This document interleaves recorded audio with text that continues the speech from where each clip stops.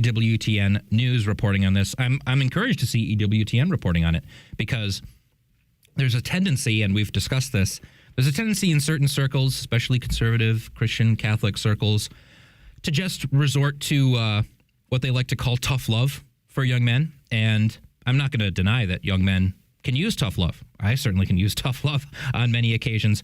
It's something that I think men would normally respond to. But the problem is that the entire rest of the world is being tough on young men already. That it wouldn't hurt for young men to feel a little encouragement in what they're trying to do. And I think what the interesting point of this, which I believe was my intent to paste into that little summary, was that researchers said the findings revealed a generation that still desires marriage, fatherhood, and meaningful work, but often struggles to achieve those goals. They still want these good things. It's not an issue of, all young men today are lazy, good for nothing, hedonists who don't want to do the right thing, and they need to, suck it up, buttercup, type of thing. They still want it, and they feel demoralized that there seems to be no good way to achieve it. That is the struggle here. That's the mental struggle.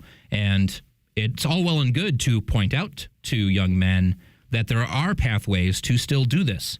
They might be difficult. There might have to be creative about it. There might be, you don't have the traditional avenues open to it, but it's still achievable. It's all well and good to tell them that, but there's a way to do so without further demoralizing them and making them feel hated, even by the people who are supposed to be their friends and allies and supporters.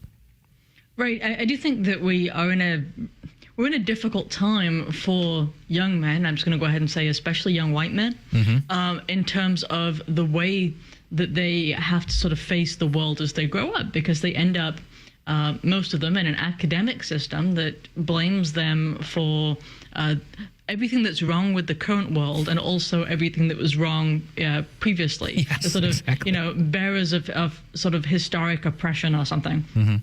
Regardless of how poor they are, how much they've struggled, how much they have, poor family dynamics that give them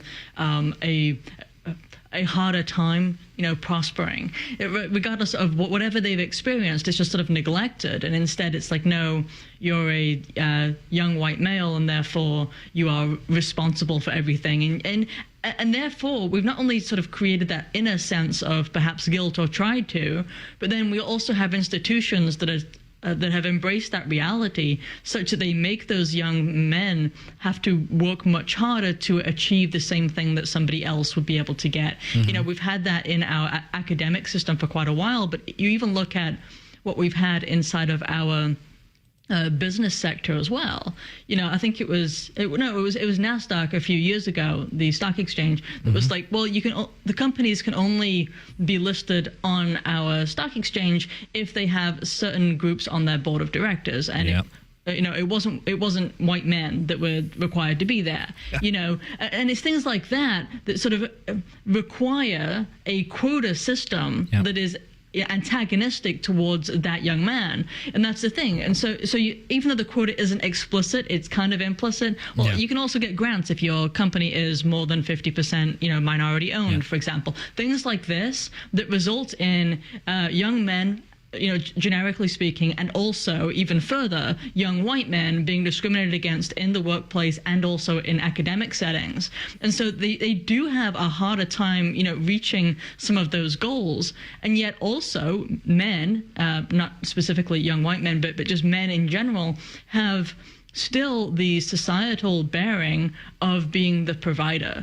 Like, for example, just on the social level, if you come across, a couple and they're really poor and they're having a lot of trouble and they're living on welfare, the social criticism is going to be, why doesn't he get a job? Right. And he's going to feel, that he is the provider of the family. If the family's doing really badly, it's ultimately rests upon him. We still have that. Yeah, and because that is true. That is true that men have the responsibility. Men shouldn't shy away from that. Men should embrace that. This is the duties and the responsibilities. They come from this, and however you need to frame it in your mind, you need to embrace that you are called to something greater. That is good. But the fact that they still face that pressure in a world that is lined up against them. That's difficult. That's where the demoralization comes in. That's where they need support, not criticism, not bashing. They can still be given the encouragement and the motivation of embracing tough things. It's not to coddle them. It's not to say, oh, you're special and you need to be taken care of, and that's the kind of thing that probably won't help them in general anyway, because young men do have I think a natural response to rise to a challenge when you draw that out of them. There is a masculine instinct there. Yes. But go ahead, sir. I have a question for you, Jake. Sure. I'm curious as to what you think about this. I tend to think that parallel societies inside of bad societies are not necessarily a bad thing.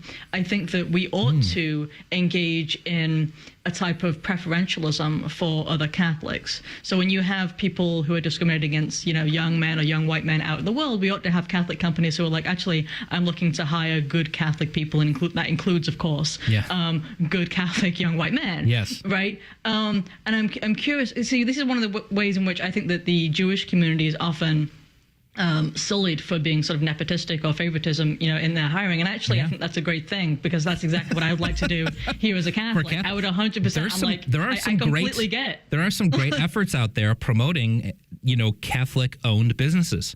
There are efforts to create websites and apps that help compile this so that you can support fellow Catholics. And I think just simply on that Catholic level, that's already a great start, because we live in, as you say, we are in a hostile secular culture overall. Yes. And these kind of there are times when it's almost impossible to build an alternative to an institution. We can't exactly build our own Senate here in the U.S., right? We already have a federal, a United States Senate. We can't build our own, but we can build our own companies if possible. We can support our fellow companies. It might take some sacrifice on our part to say, oh, well, I'll pay 50 cents extra for this. I'll pay $5 extra for this to support this company versus another. But that can build itself up over time. There can be a benefit there. I think it's a good initiative overall.